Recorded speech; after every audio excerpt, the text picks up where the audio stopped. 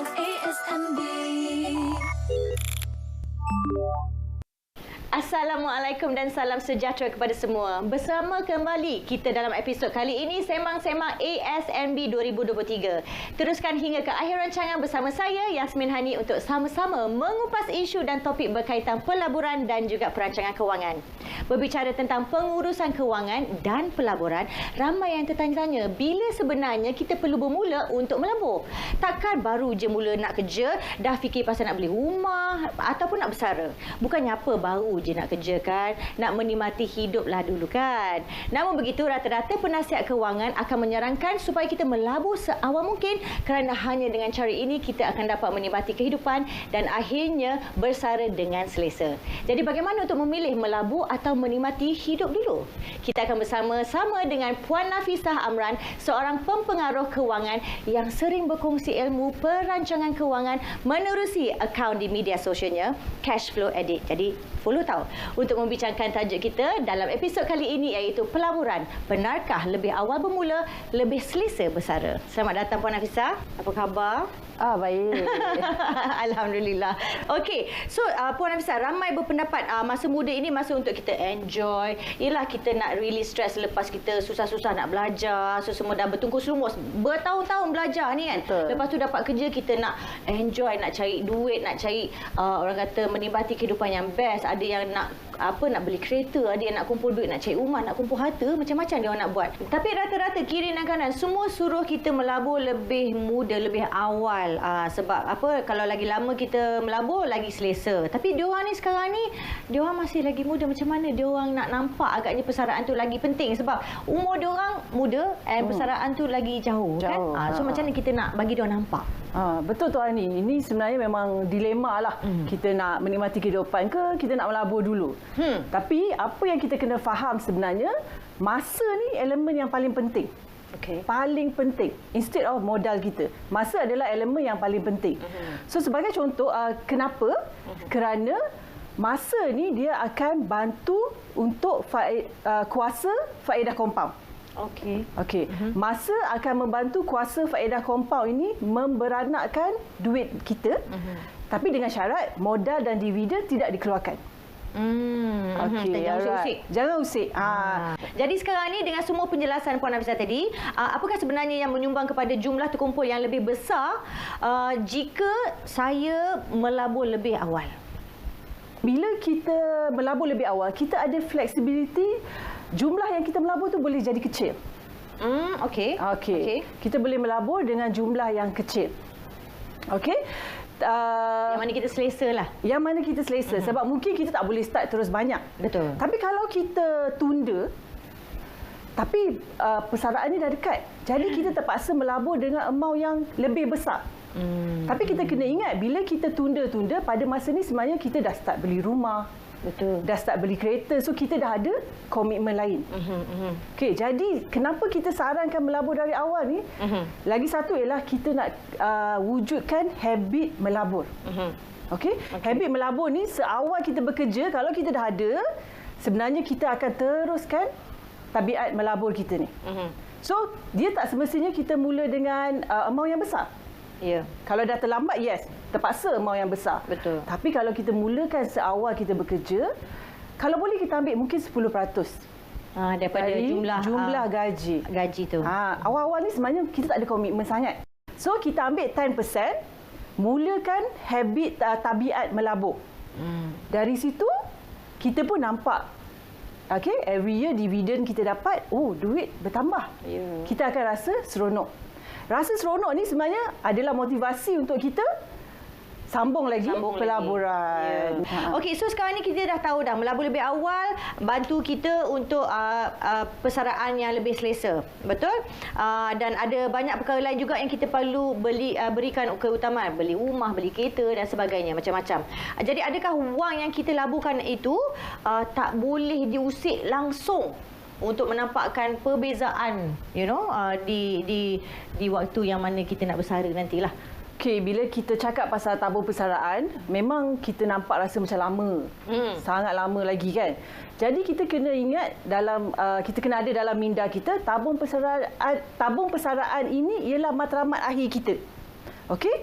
Jadi sepanjang dari kita mula bekerja ke matlamat akhir kita, memang dalam tempoh masa itu akan ada banyak event-event lain. Dugaan cabaran. Ya, sebagai contoh anak nak kahwin, anak nak belajar kan. Even kita mungkin nak beli rumah, beli kereta, yang asas lah beli rumah, beli kereta. So benda tu akan berlaku dari mula kita bekerja sampai matlamat akhir kita. Jadi sebab itu saya selalu mencadangkan bila kita cakap pasal tabung persaraan ni, kita kena letak di tempat yang selamat. Beri pulangan dividen, kita boleh nampak perubahan duit dalam tu bertambah. Okey. Sebagai satu motivasi yang macam saya cakap tadi. Tapi kemudian along the way kita nak kena keluarkan duit untuk tujuan-tujuan lain tu, sebenarnya tak ada masalah. Oh, boleh. Maknanya kalau kata dia nak beli rumah lah, penting ni. Ya, of course. Boleh. Penting. Sebab kita kena ingat lagi satu, bila kita bersara ni, sebenarnya bersara ni bukan hanya tabung persaraan tu. Bersara bersara di usaha emas, sebenarnya matlamat akhir kita nak bersara dengan selesa. Baik. Okey. Jadi untuk mereka yang muda ni, yang baru mula nak melabur ni, boleh tak Puan Nafisah kongsikan jenis pelaburan yang sesuai untuk mereka dekat luar sana? Okey, untuk yang muda mungkin belum ada banyak ilmu pelaburan. Sebab bila kita nak melabur apa-apa mesti ada ilmu. Betul. Tanpa ilmu biasanya kita akan sesatlah. Lepas tu mungkin kita tersilap langkah. Okey. Jadi untuk yang baru, pertama sekali saya selalu cadangkan habit melabur. Perlu ada tabiat melabur yang konsisten. Sebab elemen masa tadi. Kemudian pilihan di mana kita nak melabur tu. Jadi selalunya bila yang muda-muda ni, kita cadangkan melaburlah di tempat yang beri risiko yang rendah. Ya. Tapi pada pendapat saya, ramai pula silap bila risiko rendah, orang letak duit hanya di akaun bank. Sebenarnya tak berapa elok lah. Sebab akaun bank ni dia tidak memberikan pulangan. Ya. Jadi risiko yang rendah ialah di tempat seperti pelaburan ASB. Sangat rendah risiko sebab modal kita tetap ada di situ. Ya. Contohnya kita masuk RM1, modal tak hangus. Compound lagi. Faedah compound every year kita dapat. Sebab tu pelaburan ASB untuk tabung persaraan sangat sesuai. Sangat sesuai. Baik. Sebagai panduan kepada penonton, mungkin Puan Nafisah boleh jelaskan apakah kaitan dia antara risiko dan pulangan dalam pelaburan. Okey. Risiko dia. So dalam pelaburan ni dia ada risiko rendah, sederhana dan risiko tinggi. Okey. So bergantung kepada umur kita, modal kita dan risiko kita. So ada setengah orang dia boleh invest melabur, dia boleh melabur di tempat yang risiko tinggi. Tapi bila kita melabur di tempat yang risiko tinggi, kita kena tahulah maksudnya modal kita ni boleh hangus.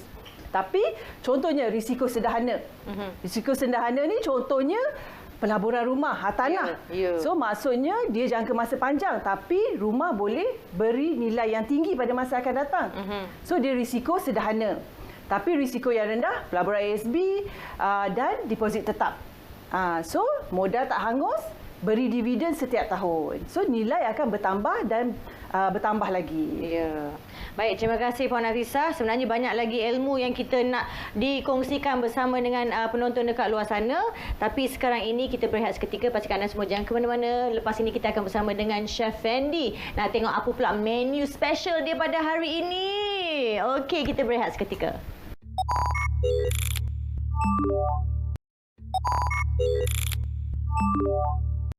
Ya, terima kasih Yasmin Ani. Nasib baiklah saya pun melabur juga daripada muda kan. Kok tua-tua nanti tu adalah kita simpanan sikit. Duit-duit lebih. Saya ingat nak melabur ni melabur juga. Tapi kena ingat, salah labur nanti lebur habis semua. Macam masak juga. Masak pun kena ada cara-cara dia juga. Kena bahan-bahan yang betulnya. Kalau tak jadi masakan kita. Dan untuk hari ini, untuk episod kali ini, dengan menggunakan bajet RM15 saja, saya akan masak asam pedas ikan pari dan akan hidangkan bersama dengan nasi putih. Lama. Kegemaran saya juga tu asam pedas tu. Okey, mari kita cerita pasal bahan-bahan dia. Okey, bahan-bahan dia kita ada kat sini. Ikan pari dah. Kalau nak pakai ikan kembung, jadi asam pedas ikan kembung. Kan? Lepas tu kita ada juga daun kesum ataupun daun laksa, bendi, lepas tu ada bunga katan, ada juga di sini halba campur, ada bawang kisar ataupun bawang besar yang telah dikisar, lepas tu ada bawang putih, yang ni nama dia halia, halia yang dah dikisar, cili kisar dan juga air asam jawa, dan sedikit air dah. Mula-mula saya nak buat apa? Memandangkan semua bahan-bahan kita dah sediakan dah, siap-siap potong, siap-siap kisar semua. Kita nyalakan api, panaskan kita punya kuali dengan sedikit minyak. Masukkan sedikit minyak. Nak jimat, kita boleh gunakan teknik kukus grill panggang. Kukus grill panggang. Tak payah minyak banyak. Lepas dah panaskan minyak tu, kita ambil dah halba campur ni. Saya gunakan teknik tumis rempah dahulu. Bagi dia naik bau, wangi, baru kita masukkan bahan-bahan yang lain. Bismillahirrahmanirrahim. Ambil satu sudu dah cukup dah. Tak payah banyak. Kan satu sudu kecil dah cukup dah. Masukkan dulu. Dia agak macam dah meletup-meletup pop tu. Kita boleh masukkan bawang besar. Bismillahirrahmanirrahim.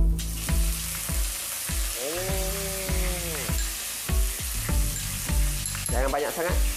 Lebih kurang dalam 4 sudu besar macam tu dah cukup dah.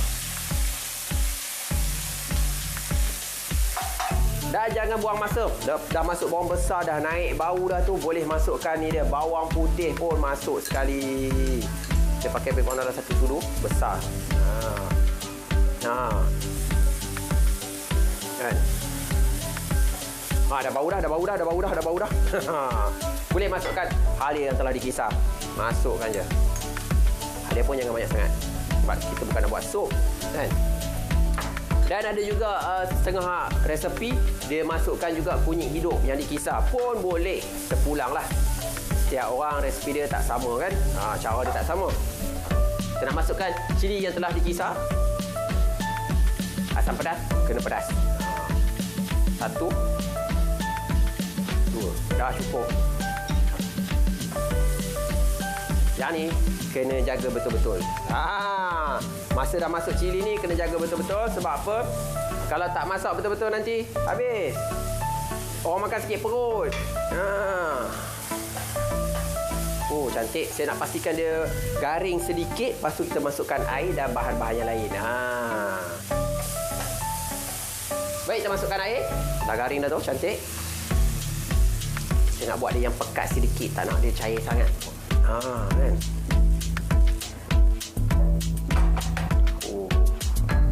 Saya suka masuk bunga kantan dulu, 2 ketul. Masuk bunga kantan dulu, bagi dia naik bau sikit. Lepas tu baru kita masukkan bahan-bahan yang lain. Sebab kalau kita masukkan bendi terlebih dahulu, nanti dia akan lembek, tak sedap. Dan bunga kantan ni untuk menaikkan bau dan rasa dia juga. Dan kita boleh tambahkan juga sedikit daun kesum. Masukkan je sedikit. Nanti masa nak siap-siap dah tu, ataupun kita dah masuk bahan yang lain, baru kita tambahkan lagi. Ini untuk mengeluarkan dia punya rasa, mengeluarkan bau, aroma dia tu. Kan? Nampak pekat, cantik, likat, melekat elok.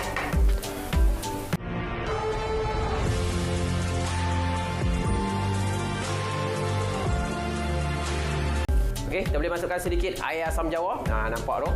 Cantik punya air asam jawa. Pastikan air asam jawa, jangan pakai asam jawa paste tu. Kan, jangan pakai paste asam jawa, nanti dia tak jadi. Dia tak ada rasa-rasa masam sangat. Satu lagi tak ada kuah. Rasa masam-masam manis dia tak ada. Dia kurang dalam cukup tu 4 sudu, 4 senduk dah cukup dah. Jangan banyak sangat, kan? Jangan banyak sangat. Lebih kurang dalam 4 senduk dah cukup dah lah. Kita nak buat yang pekat ni. Ni kalau kena memang terangkat ni. Tak tipu memang terangkat ni. Baik, kita boleh masukkan ikan.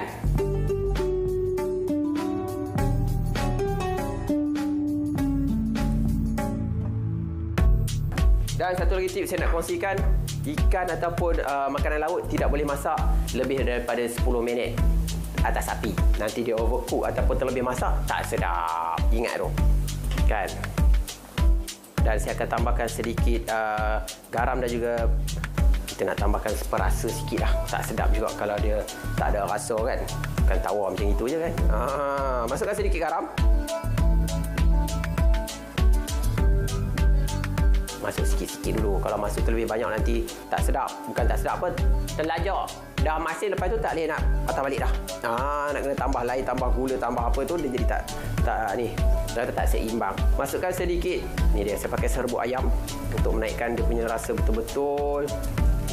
Lemak sedikit lah. Kalau nak harapkan lemak dekat ikan tu, mungkin tak ada. Tambahkan sedikit serbuk ayam. Kalau nak pakai serbuk ikan bilis pun boleh juga. Cantik. Macam saya cakap, ikan tidak boleh masak lama-lama. Dan kita boleh masukkan bendi. Ni pun dia ada cara juga. Kita jangan masukkan semua. Kalau kita ada lebih, kita boleh masukkan kemudian. Nanti nak makan nanti, kita panaskan lagi, kita masukkan lagi bendi. Kalau kita masuk semua nanti, sayur tu akan jadi lembik. Lepas tu kuah akan jadi pekat. Kita kena ingat kat situ. Yang lebih ni kita simpan. Masa nak makan nanti, kita boleh lebur sekali lagi. Ingat tu. Dan sedikit bunga kantan lagi. Cantik. Dah boleh hidangkan dah untuk tetamu kita. Ini dia nasi putih yang telah siap kita masak. Cantik.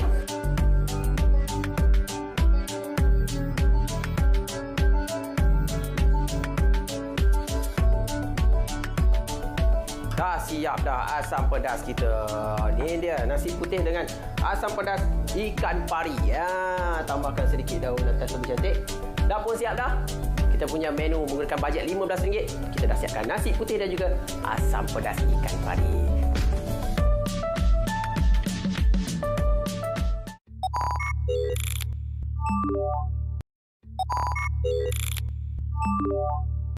Kita kembali lagi dalam rancangan Sembang-Sembang ASMB 2023. Terasa bau dia asam pedas Chef Fendi masak tu dah terasa-rasa. Tapi sebelum kita makan, saya ada beberapa soalan lagi nak tanya dekat Puan. Jadi kita bersabar-sabar sekejap. Dengar ada bunyi perut tu. Ada bunyi lapar. Okey. So nampak Chef tadi masak kan barang-barang yang dapur yang digunakan. Kita teringat barang-barang harga barang-barang ni pun dah naik. Ini semua adalah daripada kesan inflasi. Betul. Jadi apa sebenarnya inflasi dan apakah kaitannya dengan pelaburan pula? So inflasi ni kalau kita nak cerita senang ialah kuasa beli kita mengecil. So maksudnya contohlah 10 tahun lepas kita boleh makan harga roti canai RM1. Ke 50 So sekarang RM2. RM2 ya.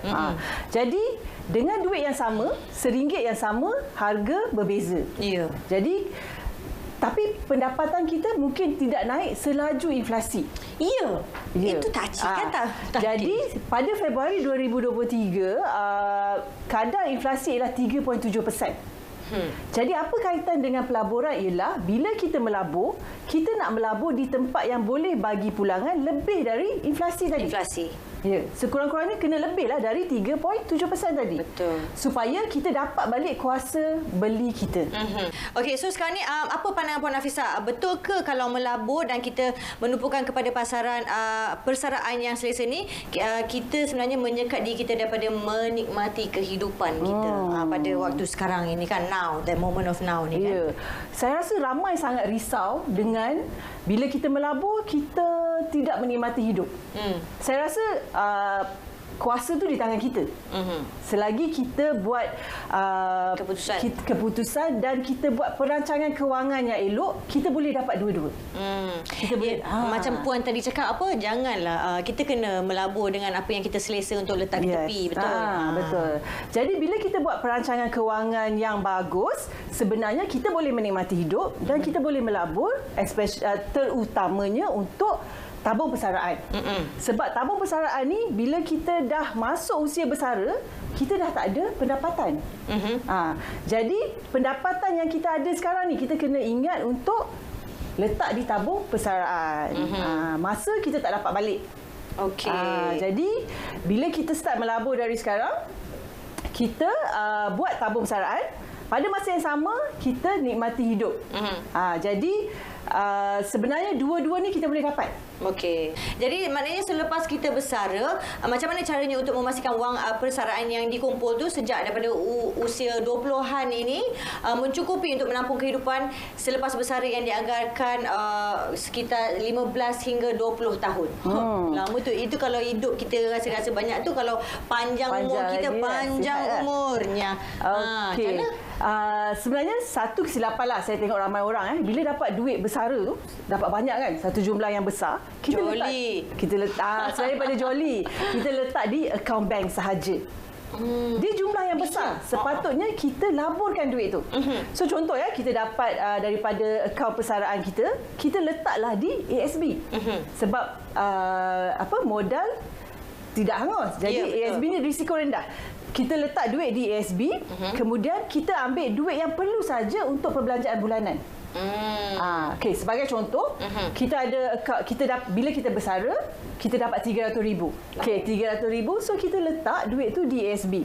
Setiap bulan kita ambil sikit-sikit, katakan kita perlukan RM3,000.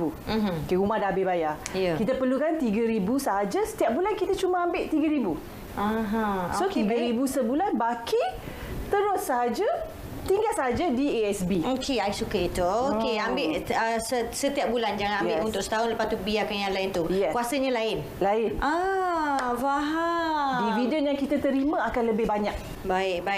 Okey, so untuk bersara dengan selesa, kita kena bersedia dengan melabur dalam pelbagai aset dan juga bersara. Kena bijak menguruskan tabungan persaraan yang ada. Okey, sebelum saya dan Puan Nafisah merasa air tangan Chef Hendy ni, Hani nak kongsikan untuk maklumat penting untuk semua penonton, kerana ASMB menawarkan hadiah bernilai RM1,000 pada setiap minggu. Okey, apa yang anda harus lakukan adalah menerusi trivia labur sembang-sembang ASMB ni.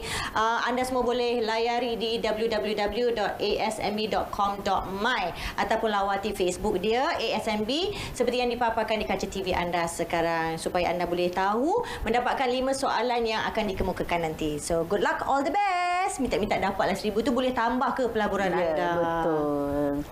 Yasmin, Puan. Tadi duk ketung-ketang kat dapur, dah siap dah. Asam pedas. Wangi. Bau lulus. Itulah, ni yang dimakan kat sini lah. Okey. Tapi sebelum tu ada juga ni. Terima kasih. Tapi Puan, tak boleh makan lagi. Saya nak tanya soalan, saya ada masalah sebenarnya ni. Okey, apa dia? Saya ni tak ada pelaburan apa-apa sebenarnya. Alright. Kalau umur saya yang nak hampir ke 40 ni, sesuai saya tabung umur apa untuk persaraan yang selesa tu? 10% boleh? 10%. Boleh kot rasanya. Boleh. Jadi kalau nak lebih sikit lagi boleh. Lagi bagus. Sebab kata tadi nak dekat umur 40. Tak ada lagi. Mungkin dah terlambat sikitlah. Jadi kena naikkan lagi. Dia 10% ke 20% lah. Seeloknya lah, lagi banyak lagi bagus. Selesa lah saya nanti. Nak bersara selesa. Boleh tu. Maknanya kena kurangkan perbelanjaan juga. Kena supaya selesa dapat 20% tu. Itulah, saya ambil balikkan seketul lah. Kurang belanjaan. Kan? Kena kurang belanjaan. Betul juga kan? Kira umur macam gitu, sesuainya 10 ke 20% lagi banyak lagi bagus. Sebab umur lah kan. Baiklah, terima kasih banyak-banyak. Terima kasih Fendi sebab dah orang kata dah siap menyajikan kita masak asam pedas ikan pari. Untung kan dapat orang kata lelaki ataupun suami yang boleh masak dekat rumah.